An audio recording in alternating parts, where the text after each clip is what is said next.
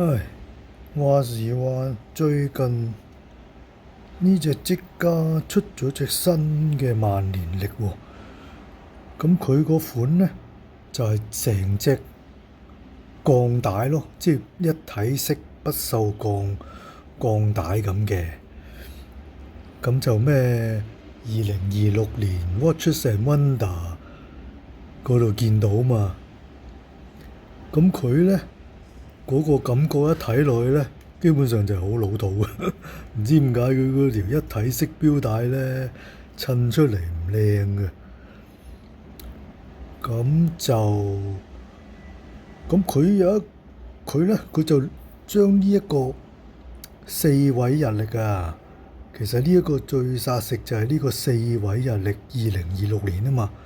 佢就將佢分開擺咗喺呢度，拆開咗，即係兩格就20，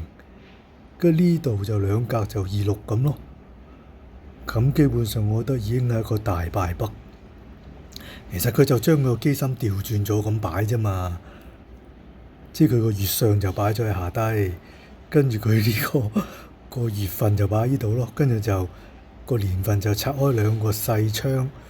2026咁咯。咁但係佢就有個改善嘅，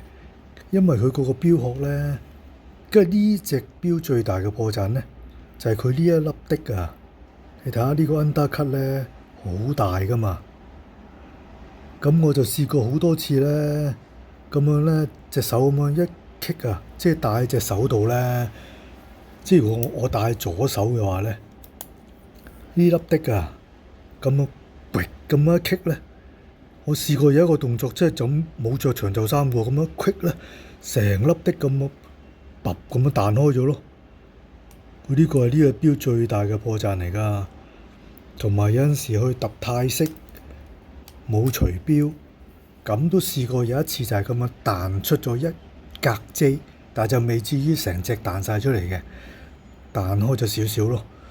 咁有陣時着衫換衫啊〜我記得除件棒球褸啊，一除出嚟，啪，咁我粒掰開咗啦，隻錶停咗咯，即係佢會喺呢度，曲咁啊棘開咗咯，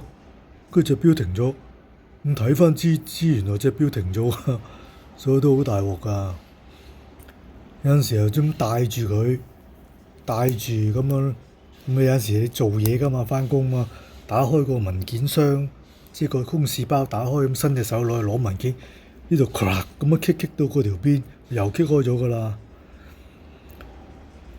咁呢個最大嘅破綻，佢今次嗰隻不鏽鋼一體式錶帶咧，佢個側邊就再唔係咁樣